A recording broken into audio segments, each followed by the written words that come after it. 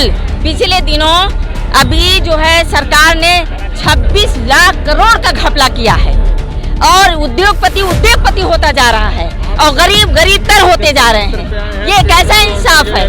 देखिए, जनता अब जागरूक हो चुकी है।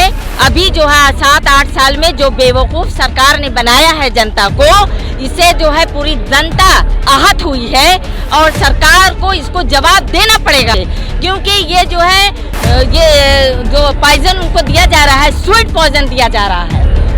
हिंदू और मुस्लिम नाम पर उनको जो लड़ाया जा रहा है और इस तरीके से पूरे देश में, पूरी दुनिया में मानी जाती थी, लेकिन आज इस देश के अंदर इस तरीके से हो रहा। चंद उद्योगपतियों की जेबें मजबूत की जा रही हैं, उनकी जेबें भरी जा रही हैं, लेकिन जो आम जनता थी यहाँ वो तराही कर रही। सबका साथ सबका विकास के जुमले हैं, बेटी बचाओ बेटी पढ़ाओ ये भी जुमले हैं। सबका साथ अगर सबका विकास होता तो आज हर गली नुक्कड़ सड़कों रोड पर सब नजर आता।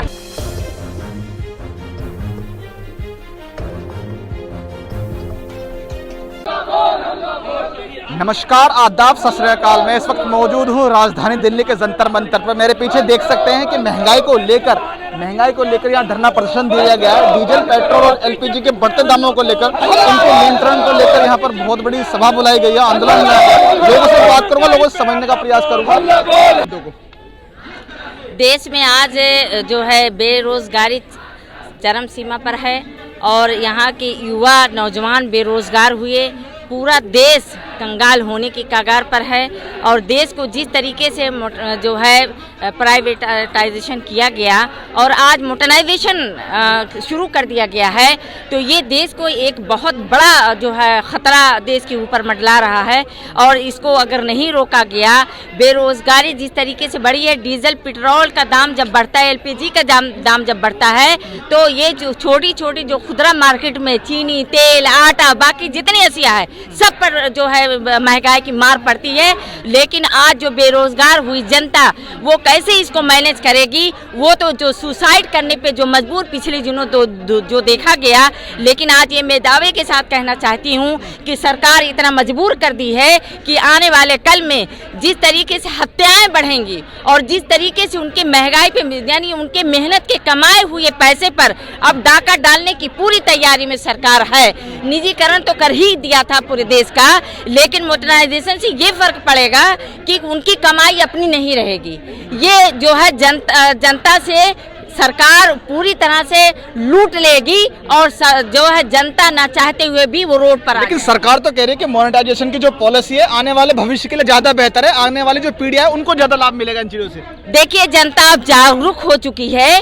अभी जो है 7-8 साल में जो बेवकूफ सरकार ने बनाया है जनता को, इससे जो है पूरी जनता आहत हुई है और सरकार को इसको जवाब देना पड़ेगा अब, क्योंकि जो महिलाएं घर चलाती थीं और जिस तरीके से उनको 5 किलो राशन देकर उनको छल किया गया है, बेवकूफ़ बनाया गया, ये किसी से ढकी और छुपी बात नहीं है।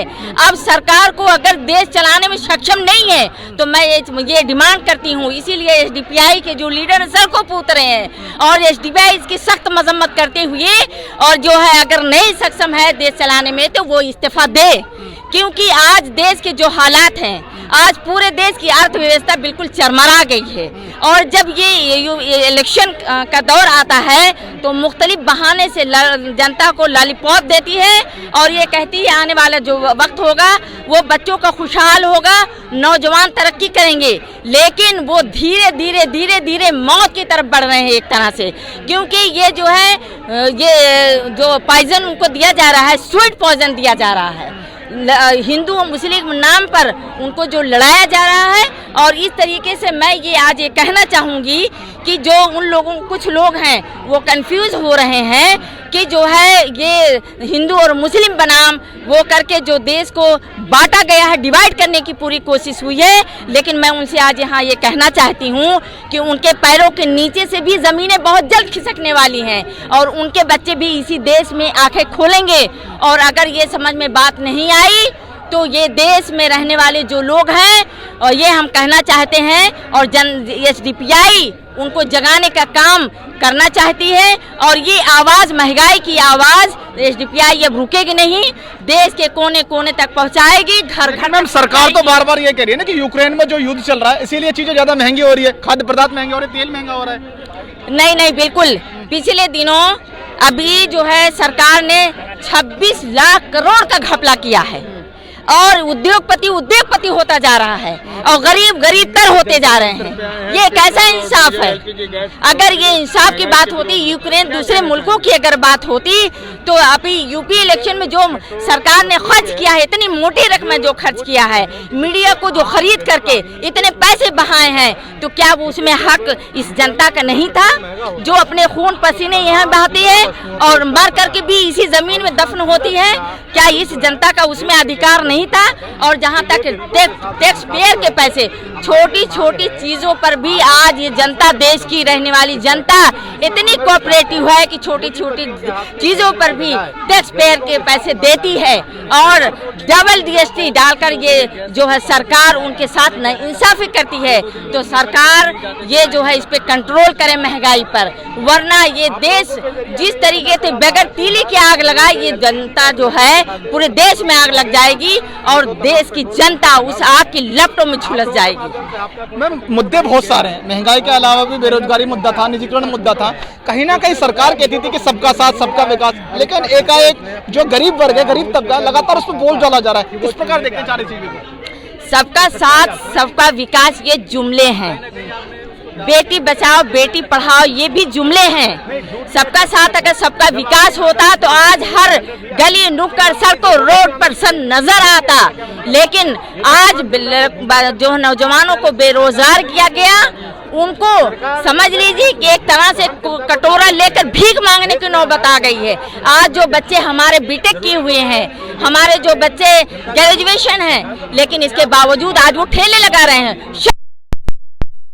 है संस्कृति और सभ्यता पूरे देश में, पूरी दुनिया में मानी जाती थी, लेकिन आज इस देश के अंदर इस तरीके से हो रहा। चंद उद्योगपतियों की जेबें मजबूत की जा रही हैं, उनकी जेबें भरी जा रही हैं, लेकिन जो आम जनता थी यहाँ वो तराही कर रही है। मैं आपसे समझूंगा, जिस तरह से हमने देखा 5 राज्यों के चुनाव से पहले भी महंगाई इतनी ही थी, अब थोड़ी बहुत ज्यादा बढ़ गई है। लेकिन अगर ऐसा इतनी ज्यादा परेशानी देश में, इतनी सारी चीजें चल रही है, तो फिर भी सत्ता में भारतीय जनता पार्टी की सरकार कैसे आ जाती है?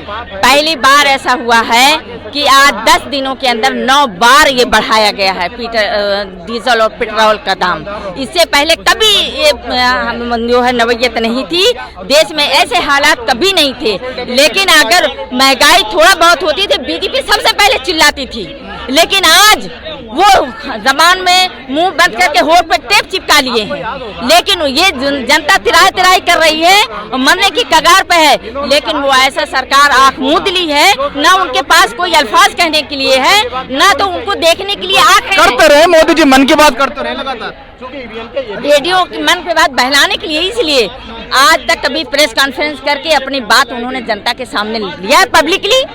मुझे जवाब दीजिए आप लोग, कभी कहा है? सिर्फ उन्होंने मीडिया की चंद गोदी मीडिया जो हैं उनकी जेबें भरी हैं और उनसे कहलवाया है, और आज आकर के चुपके से रेडियो पर अपनी बात कह करके जनता को बहलाने और फुसलाने की जो कोशिश की है, आज ये जनता समझ चुकी है कि सिर्फ ये जुमलेबाजी है, ये ढकोसला है। अगर सच्चाई रत्ती भर इसमें होती तो 7 और 8 साल अभी हुए हैं सरकार को, मौजूदा जो सरकार है, 7-8 साल में पूरे देश में आज बहवेला मचा हुआ है। क्यों? इस सच्चाई को जानने की कोशिश कभी सरकार ने की है? क्या ये समझा है कि जनता किस हाल में है? जनता की जिम्मेदारी किसकी जिम्मेदारी थी?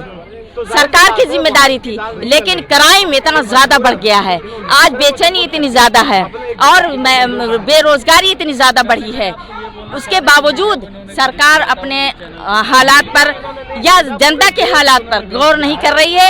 यानी सरकार से मैं ये कहना चाहूँगी, मेरी ये डिमांड है कि इस महंगाई पे जल्दी से जल्दी कंट्रोल किया जाना चाहिए, नहीं तो हम पूरे देश में इसी तरह से आवाज को लेकर पहुंचेंगे और जनता सड़कों पर निकलने पर मजबूर होगी, और वो सरकार की देन है।